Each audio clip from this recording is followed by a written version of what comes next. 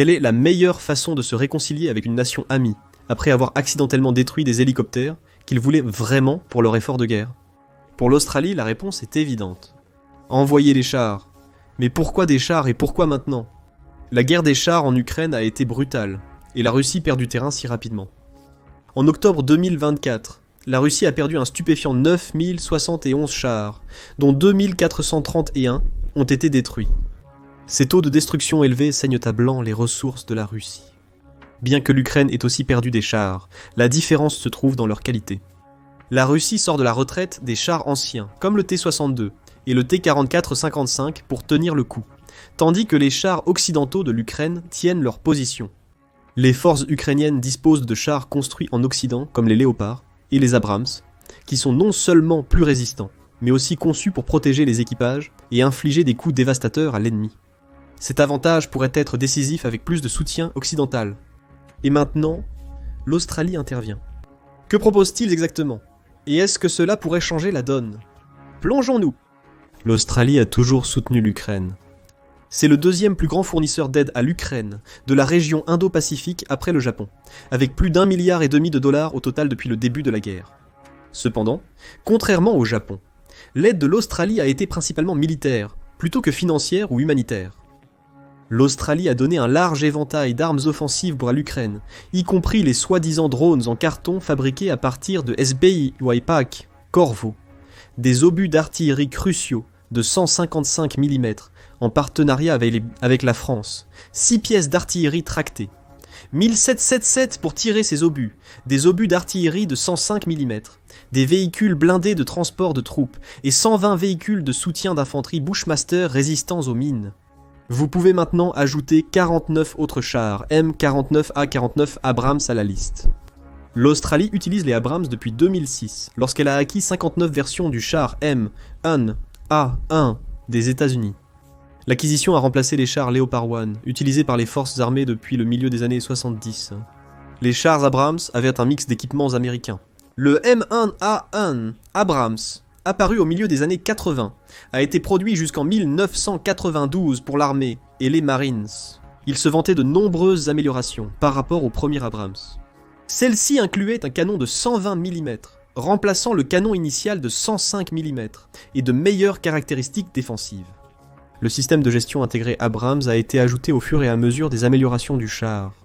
Cette mise à niveau a reconditionné d'anciennes unités, en ajoutant des capteurs infrarouges frontaux et des capteurs de localisation pour faciliter l'acquisition de cibles lointaines. La mitrailleuse secondaire de calibre 50 a obtenu son propre viseur thermique. De meilleurs équipements de communication tels qu'un téléphone d'infanterie de char et un suivi de la Force Bleue ont également été ajoutés. Des composants en uranium appauvri ont été utilisés pour renforcer l'armure du char, mais cette caractéristique était absente des Mountain 1 australiens. Le M1A1 Abrams s'est rapidement prouvé comme un char supérieur lors de la guerre du Golfe, où il a facilement vaincu les chars T-72 et T-80 qu'il a rencontrés. L'Abrams avait une portée plus longue, un rythme de tir plus rapide grâce aux tireurs humains plutôt qu'à l'autoloadeur plus lent de ses chars de type soviétique et une meilleure conscience de la situation. Ces facteurs lui permettaient souvent de tirer en premier sur l'armure ennemie, un avantage décisif. Selon les estimations, plus de 3300 chars irakiens ont été détruits pendant la guerre du Golfe. En revanche, les forces de la coalition menées par les Américains n'ont perdu que 31 chars. Lors de la célèbre bataille de 73 Hastings, seuls 14 chars Abrams américains ont écrasé une force de plus de 50 chars irakiens.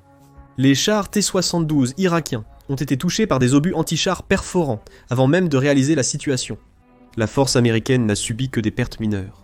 Mais la bataille de 73 Hastings n'était que le prélude à ce qui allait devenir l'une des plus grandes confrontations de chars du XXe siècle.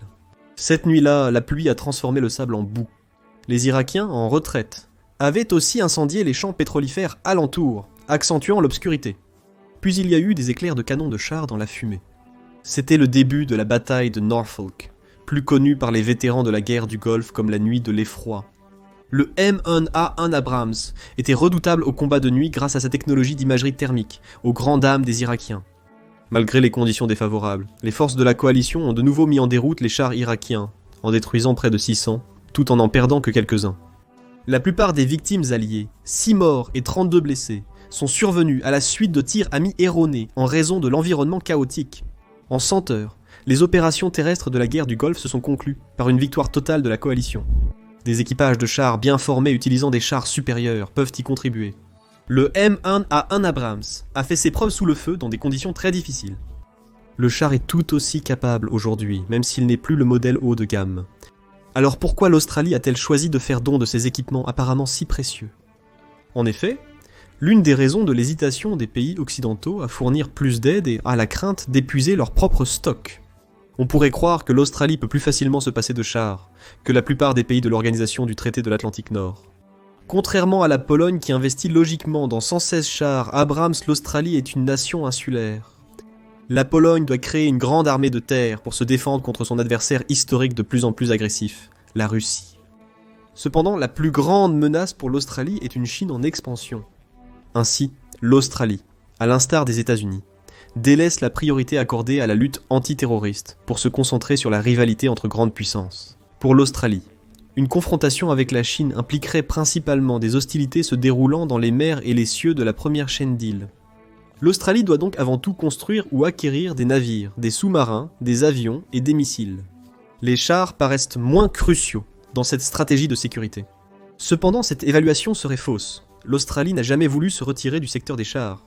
Cependant, les chars pourraient être essentiels pour défendre rapidement le terrain stratégique sur ces îles contre les débarquements, comme lors de la Seconde Guerre mondiale. Malgré des opérations terrestres limitées contre la Chine, l'Australie poursuit la modernisation et le remplacement de ses chars.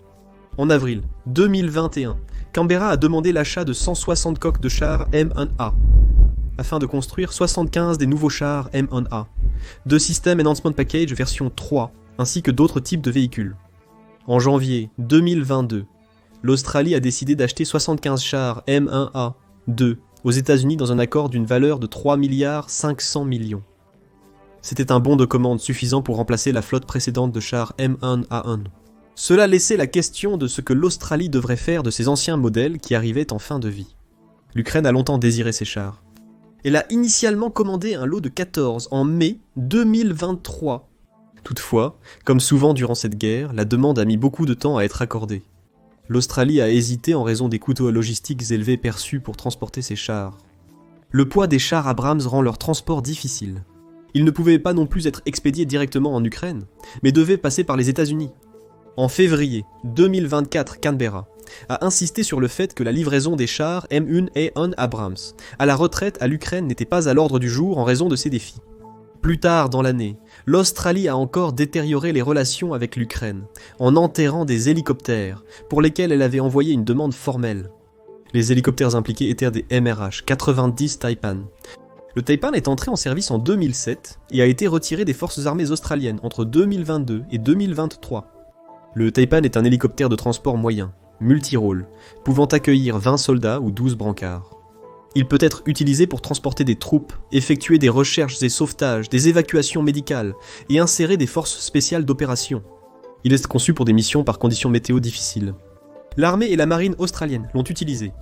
Le Taipan posséderait des caractéristiques de sécurité intégrées. Malgré ces caractéristiques, le Taipan a connu des difficultés ces dernières années. En mars 2023, un des hélicoptères a dû effectuer un atterrissage d'urgence. L'équipage était sain et sauf, et l'hélicoptère a été récupéré. Malheureusement, ce ne fut pas le cas 4 mois plus tard, lorsqu'un Taipan s'est écrasé en mer lors d'un exercice. Lui et ses 4 membres d'équipage ont été perdus. En janvier, le gouvernement australien a retiré l'avion. Les 47 hélicoptères ont été démantelés et vendus en pièces détachées, au lieu d'être donnés à l'Ukraine comme requis. Les ordinateurs centraux indémontables ont été enterrés. Canberra a peut-être estimé que la flotte de Taipan nuirait plus qu'elle n'aiderait l'Ukraine. Néanmoins, la décision n'était pas seulement controversée à l'international, mais aussi parmi le public australien. Malgré l'absence de problèmes de sécurité similaires, l'hésitation de Canberra à envoyer les chars M1A1 Abrams mis au rebut a suscité la crainte chez de nombreux décideurs politiques australiens qu'ils subissent le même sort. Simon Birmingham, le chef de l'opposition au Sénat australien et ministre fantôme des Affaires étrangères, a vivement critiqué la décision du gouvernement et lancé un avertissement. La décision du Labour d'enterrer plutôt que d'offrir les hélicoptères Taipan à la retraite a déconcerté beaucoup de monde et ne doit pas être répétée avec les chars Abrams. Il semble que le gouvernement d'Anthony Albanese ait reçu le message. En août, Richard Marles, ministre de la Défense et vice-premier ministre, a déclaré que le gouvernement examinait diverses options de nouvelles aides militaires avec l'Ukraine. Des sources gouvernementales ont confirmé que les discussions portèrent sur l'acheminement des chars australiens en Ukraine. En septembre, la danse diplomatique pour faire don des chars a commencé sérieusement. C'est à ce moment-là que Canberra avait décidé de faire le don. Toutefois, elle ne pouvait pas faire un tel don seule. Elle avait besoin de l'autorisation des États-Unis, pays d'origine des chars. Comme l'Ukraine était un pays tiers, les États-Unis en tant que point d'origine pouvaient refuser un tel transfert, en vertu de sa réglementation sur le trafic international d'armes. Heureusement pour l'Ukraine, les États-Unis ont déjà fait don des mêmes chars M1A1 Abrams, il aurait donc été déconcertant pour Washington de refuser une telle offre maintenant. Les États-Unis ont rapidement approuvé le don de chars par les Australiens. Le 16 octobre, Canberra a annoncé qu'elle enverrait au moins 49 des chars M1A, un Abrams en Ukraine, dans un accord d'une valeur de 245 millions de dollars. Ce mouvement coïncidait avec la réunion du ministre de la Défense de l'Organisation du Traité de l'Atlantique Nord à Bruxelles, à laquelle assistait le ministre de l'Industrie de la Défense australienne, Pat Comroy. Il a ensuite rencontré son homologue ukrainien en marge pour lui donner les détails. Malgré leur retrait supposé du service, ces vieux chars Abrams restaient en bon état.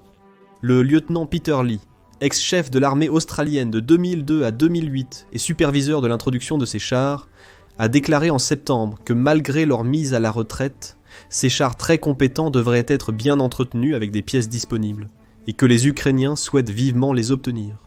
On devrait les embarquer et les y envoyer. Je ne voudrais pas voir ces choses détruites ou enterrées. Jean-Claude Dodson, un consultant en défense en Ukraine, qui a aidé aux négociations initiales pour faire don des Abrams, était optimiste que les chars arriveraient rapidement, vantant également leur bon état, le fait que les Ukrainiens aient déjà des chars M1A1 Abrams sur le terrain lui suggérait à la fois une bonne chaîne logistique et une formation préexistante. Ce mouvement permet aux soldats ukrainiens de pousser un soupir de soulagement profond. Les États-Unis n'ont envoyé que 31 chars M1A1 Abrams l'année dernière et n'en ont pas envoyé d'autres, malgré des milliers d'entre eux en stockage. L'Ukraine a vu la destruction d'au moins 8 de ces chars. Selon David Axe, dans un article pour Forbes du 7 octobre, l'Ukraine n'aurait plus qu'un maximum de 5 chars Abrams. Bien que chaque char Abrams vaille plus qu'un de ses adversaires russes, le calcul d'attrition favorise toujours la Russie. La décision australienne de donner ses anciens Abrams destinés à la retraite à l'Ukraine a donc été cruciale pour sa cause. Les chars pourraient aussi s'améliorer. L'Australie prévoyait de mettre ses chars en réserve, mais l'Ukraine les modernisera probablement malgré tout. L'Ukraine a prouvé que le M1A1 des années 2000 peut encore être adapté aux réalités changeantes. La guerre a mis en lumière les nouvelles exigences de la technologie moderne pour les armées, en particulier les chars, avec l'utilisation des drones et des technologies anti-drones. En Ukraine, les drones ont détruit plus de chars que d'autres chars. Contrairement à la bataille de Norfolk lors de la guerre du Golfe, les combats directs de chars ont été rares en Ukraine. Les petits drones ukrainiens ont été parmi les armes les plus efficaces pour détruire des chars dans ce conflit. La Russie a tardé à s'adapter à ces exigences. Début 2023, l'Ukraine a découvert des T-72 apparemment équipés de brouilleurs de drones. Une fois capturés, ils ont réalisé que ces brouilleurs étaient mal positionnés sur le char et mal construits, les rendant peu efficaces. Mais l'Ukraine a jugé la tentative importante et a réalisé qu'elle devait adapter ses chars pour aussi contrer les drones russes. Les chars Abrams en Ukraine sont opérés par l'élite de la brigade mécanisée 47e du pays. Cette unité a combattu pendant plus de 15 mois d'affilée et a récemment été retirée du front pour une période de repos bien méritée. Mais le travail ne s'est pas arrêté pour autant. Le seul bataillon d'Abrams de la brigade a profité de l'occasion pour adapter ses chars survivants aux exigences qu'ils avaient vues à l'avant. En janvier 2024, la brigade a posté une vidéo curieuse. La vidéo montrait un char M1A1 Abrams équipé de l'armure réactive explosive typique, armure et réactive explosive sur ses flancs. Cependant, dans la guerre blindée moderne, la tourelle est beaucoup plus vulnérable grâce aux drones et aux missiles anti-chars plus intelligents. Ainsi, la tourelle de ce char Abrams a montré sa nouvelle mode de portée de l'air fabriquée en Ukraine. Il y avait aussi un autre accessoire, l'armure en cage. La célèbre cage de coke, peut-être ? Pas tout à fait, car cette armure comportait des brouilleurs anti-drones attachés à la cage. L'air sur la tourelle est conçu pour se défendre contre les ogives entrantes, comme les roquettes anti-chars ou des missiles guidés anti-chars plus sophistiqués, comme le Kornet 9000, un 3-3 de Russie. Avec une ogive de 10 livres, cette arme est conçue pour vaincre les véhicules blindés avec une armure réactive explosive et peut supposément pénétrer 1000 mm d'armure, même derrière l'air. Le Kornet est responsable de la destruction de plusieurs chars occidentaux en Ukraine, y compris la première perte d'un char britannique Challenger 2 en dehors de Rubber Tyne à Zaporizhia. En septembre 2023, lorsqu'un obus a touché un char ukrainien, Stridsvagn 122, variante suédoise, du Léopard. 2. L'impact a détruit le râtelier à munitions. Cependant, grâce à sa conception protégeant l'équipage, tous ont survécu, malgré la destruction du véhicule. Les chars M1A1, Abrams améliorés de l'Ukraine, ont un sur leur tourelle pour leur donner une meilleure chance de survivre aux rigueurs d'un champ de bataille moderne. Pendant ce temps, les brouilleurs de drones interfèrent avec les signaux électroniques, reliant les drones ennemis à leurs opérateurs. En cas de succès, les drones devront revenir à leurs opérateurs ou être contraints d'atterrir.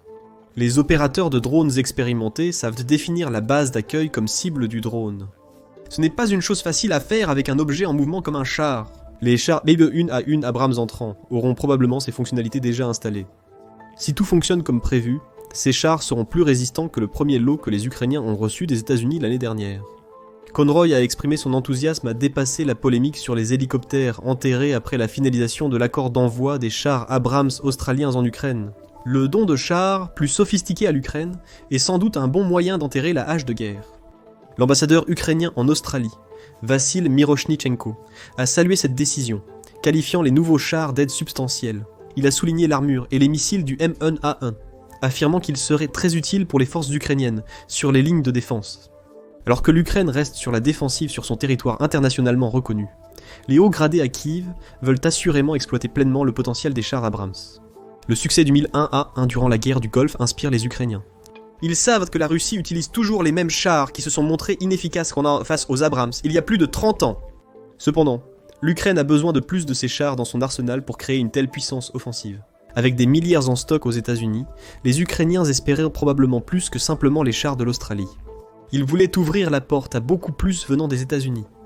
Les responsables ukrainiens ont déclaré que l'accord avec Canberra était une simple demande d'équipement militaire que les Australiens allèrent de toute façon remplacer. Ce message a tout autant de sens pour les États-Unis. Sans aucun doute, Kiev espère que Washington sera aussi généreux avec son ancien arsenal de chars que Canberra a finalement décidé de l'être. Pour que l'Ukraine obtienne des résultats plus déséquilibrés dans sa guerre d'usure contre la Russie, il est crucial d'augmenter le pourcentage de chars occidentaux dans sa flotte globale. Malgré tous ces problèmes, la Russie parvient à envoyer des chars sur le champ de bataille à un rythme suffisamment élevé pour compenser ses pertes par rapport aux chars ukrainiens de l'époque de la guerre froide. La seule façon d'être sûr de la victoire dans ce jeu est d'infliger des pertes disproportionnées, ce dont le M1A, un Abrams, a plus que prouvé sa capacité à le faire.